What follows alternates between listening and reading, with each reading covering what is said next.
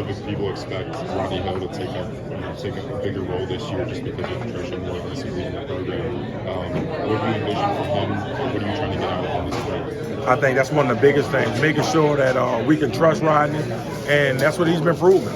He comes up all the time, he's learning the game, understanding protection, and he's playing with phenomenal confidence right now. Catching the ball out the backfield, which I think he's extremely explosive. And that's what you want in a kid like Rodney Hill right now. He's having fun. He's not thinking as much, and he's just playing. That allows him to play fast. I know you mentioned how impressive he's been.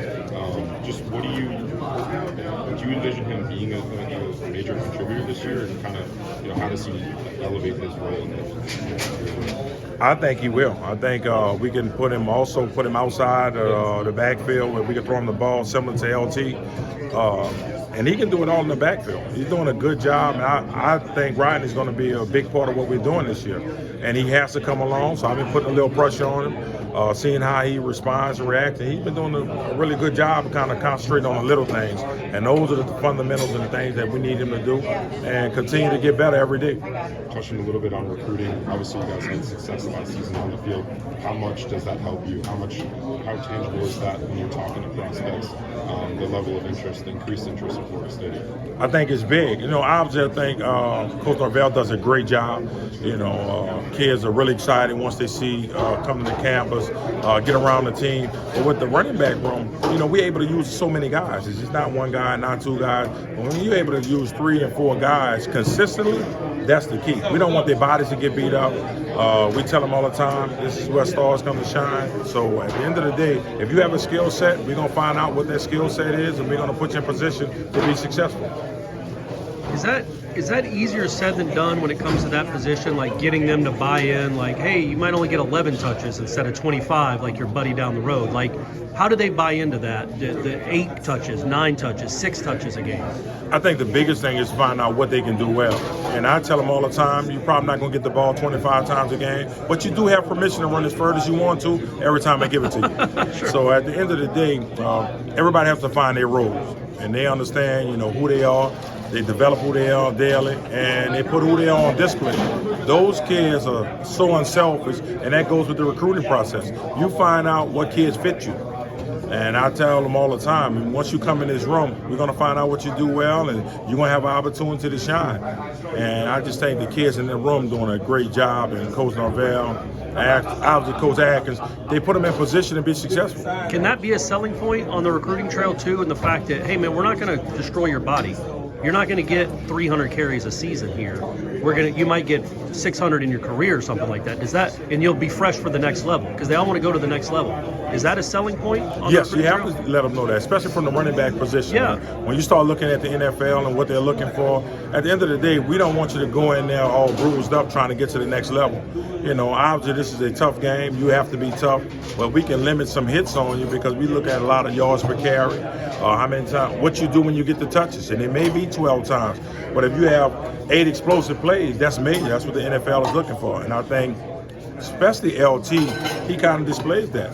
A lot of people kind of tend to forget about LT, but when you have close to 300 yards receiving, over 450 yards rushing, those are the things that the NFL look for. And LT does a great job playing every special team. So he's valuable, and we try to show him exactly where their value is. What are you expecting out of LT this spring camp? Improving a bit more. We saw him be a little bit more physical, put on some more pounds. We saw him get in the goal line a bit more. What are you expecting this camp out of him, improvement-wise? I think his knowledge. He understands the game a lot better. The game is slowing down to him. He's up to 192 pounds. So one thing about that, and he's tough. Even when he was 170 pounds, he was still tough. But now he has some muscle with him. Coach Storm and his staff did a great job with him. And LT is chomping at the bit like, hey, listen, you give me the ball, coach, I'm going to do what you need me to do. And he's a player, whatever we need him to do, I don't care if it's playing receiver, in the backfield, special team, he's willing to do it and give it 100% because he's a team player. And he did a great job last year mentoring Rodney Hill. And that was major for us because sometimes freshmen kind of go into a slump. But LT was the one to kind of make sure, hey, coach, I have him. I'm going to make sure he's okay. Don't worry about anything. And that's the culture you try to build in that room. What did you tell Trey about trying to improve from last season to this season, if anything? Did he come to you and ask, like, what can I get better at? What did you tell him he needed to get better at? Oh, yeah, we made a whole cut-up on him. At the end of the day, you have to be confident in yourself and just run. Yeah. Don't overthink it. You're not 170 pounds with all this going back and forth. Run through people, and that's what I want to see. And I want you to finish runs. Be confident in your speed because you can run, and you watch him during Boston College game and return a kickoff, he outran everybody. Then a few times during the season, he's hesitant. And I want to see how tough he is without the football and in protection and doing different things like that. He did a good job actually catching the ball out the backfield, but now we want to see, and those are the things we're trying to improve on, the things he can do without the football. We all know we can do with the football, but without the football, and I think that's going to improve his production for the next level. So would you make a cut up of like, hey, this is where you should have run him over instead of your kind of dancing? Do you do stuff like that with I him? made the first cut up was Clemson game. I'm like, what are you doing? Right. I mean, no need to hesitate. They're not going to catch you. And when he actually got a chance to see it, we paused the tape, and he's one who, Coach, I want to get better. Whatever it is you need to do to help me get better, that's what I want to do. And he wants to be coached. He wants to be coached hard. So that's what we do, and I think he's going to improve on that. And we got some drills and everything in place to make sure you're finishing a run that's probably, you only got 30 yards when you should have got 60.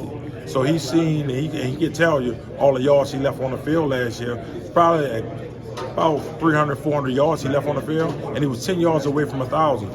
So we have to make it real to him and understand that those are things he have to improve on. But he embraced that. He embraced the challenge.